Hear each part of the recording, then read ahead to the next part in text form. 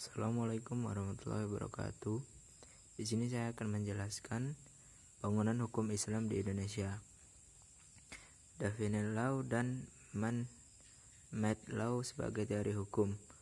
Hukum Islam dikategorikan sebagai definite law karena aturan-aturan yang ada di dalamnya dibuat langsung oleh Tuhan untuk mengatur kehidupan manusia di dunia. Bila diperhatikan, pengertian di atas betul-betul menempatkan hukum Islam sebagai entitas yang murni bersifat top-down dan melepaskan aspek-aspek historis sosiologisnya. Perkembangan hukum Islam di Indonesia.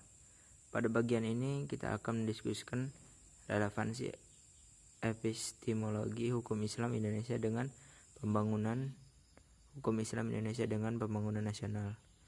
Namun sebelum kita jauh membahas persoalan tersebut, terlebih dahulu sebaiknya mengetahui apa yang dimaksud dengan hukum nasional, mengapa kita membutuhkan hukum nasional, dan bagaimana cara kita mewujudkan hukum nasional tersebut.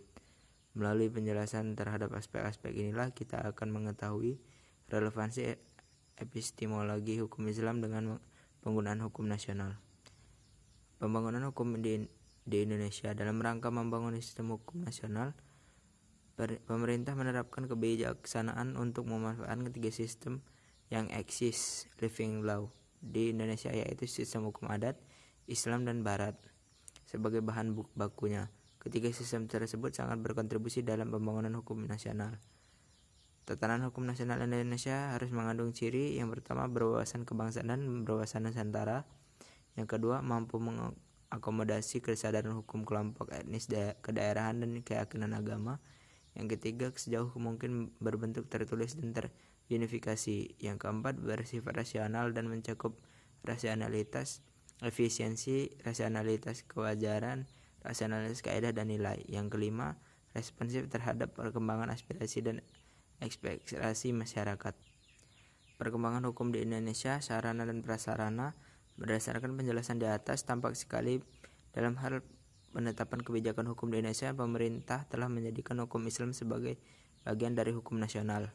Kondisi seperti ini tidak semata-mata terjadi di Indonesia, tetapi terjadi pula di negara-negara penduduk Muslim, baik yang memiliki konstitusi Islam maupun yang tidak memilikinya.